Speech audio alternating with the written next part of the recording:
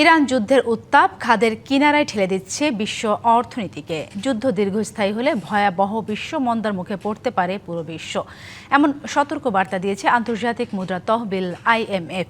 সবচেয়ে বেশি ঝুঁকির মুখে রয়েছে যুক্তরাজ্য সহ জ্বালানি আমদানিকারক দেশগুলো। এ নিয়ে পশ্চিমা মিত্রদের মধ্যেও শুরু হয়েছে টানাপোড়েন।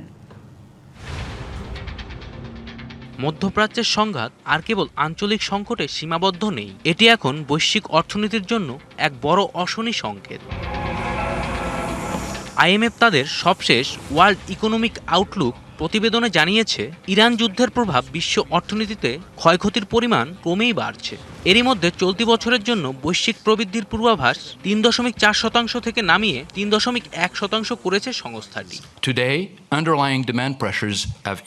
প্রতিদিন পরিস্থিতির অবনতি হচ্ছে। বিশ্ব অর্থনীতি একটি নেতিবাচক পরিণতির দিকে ধাবিত হচ্ছে।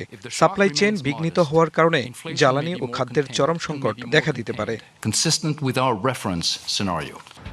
সংস্থাটি সতর্ক করেছে, যুদ্ধ দীর্ঘায়িত হলে এবং তেলের দাম ব্যারেল প্রতি $110 ছাড়িয়ে 2027 সাল পর্যন্ত স্থায়ী হলে বৈশ্বিক প্রবৃদ্ধি 2% নেমে আসবে, যাকে সরাসরি বিশ্ব মন্দা হিসেবে ধরা হয়।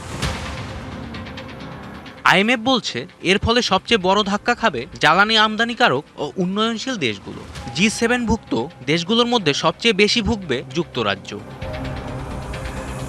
এদিকে অর্থনৈতিক এই সংকটের জন্য মিত্রদেশ যুক্তরাষ্ট্রের দিকেই আঙ্গুল তুলছে যুক্তরাজ্য।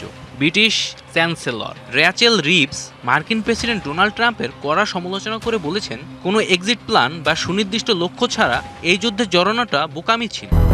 200-র বেশি সার্ভিস ও ফিচারে লেনদেনের সব বিকাশ অ্যাপে সম্ভব।